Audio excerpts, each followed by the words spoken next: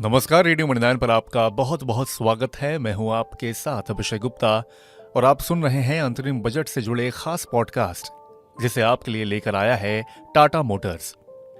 आज चलते हैं बुलंदशहर के एक गांव में। यहां खेतों में काम करने के बाद 3 से 4 किसान साथ में खाना खा रहे हैं।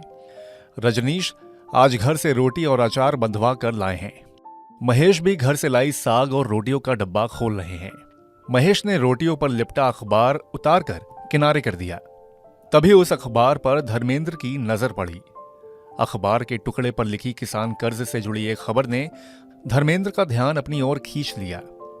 धर्मेंद्र ने टुकड़ा उठाकर पढ़ना शुरू किया और साथ ही किसानों को भी सुनाया। खबर में लिखा था कि सरकार अगले वित्त वर्ष के लिए कृषि कर्ज लक्ष्य को बढ़ाकर 20 से 25 लाख करोड़ रुपए करने की घोषणा कर सकती है। इस पर साथ में बैठे मंगल ने कहा कि अरे भाई, किसान कर्ज लक्ष्य बढ़ाने से हमें क्या मिलेगा? फायदा तो तब हो जब सरकार पीएम किसान सम्मान निधि की राशि को बढ़ाए। आखिर इतनी महंगाई में सालाना 6,000 रुपए से होता ही क्या है? इससे ज्यादा खर्चा तो फसलों की खाद खरीदने में हो जाता है। इस पर धर्मेंद्र ने टोक कर कहा कि अरे हाँ, उस पर भी बात लिखी है। कह रहे हैं कि भारतीय उद्योग परिसंघ ने किसानों को सीधे नकद ट्रांसफर के रूप में उर्वरक सब्सिडी देने की दिशा में आगे बढ़ने का भी मुद्दा उठाया है। तभी वहां बैठे रजनीश पराठे खाते खाते कहते हैं कि अरे कितना ही सीधा ट्रांसफर हो जाए, लेकिन हमारी फसलों का जो नुकसान होता है वो कौन भरेगा?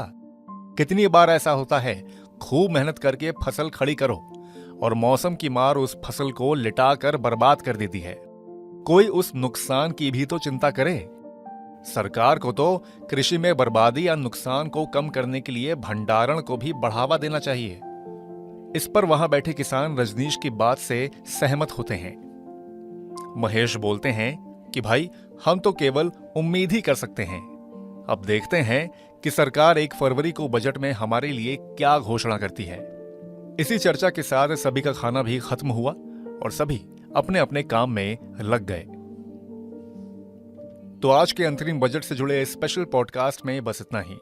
ये पॉडकास्ट आपके लिए लेकर आया है टाटा मोटर्स। अंतरिम बजट की इस श्रृंखला में कई और खास किस्से, कई जरूरी जानकारियां आपको हम बताएंगे। तो रेडियो मणिनाइन पर आप बने रहें। फिलहाल के लिए मैं अभिषेक गुप्ता आपसे लेता हूं विदा। धन्यवाद।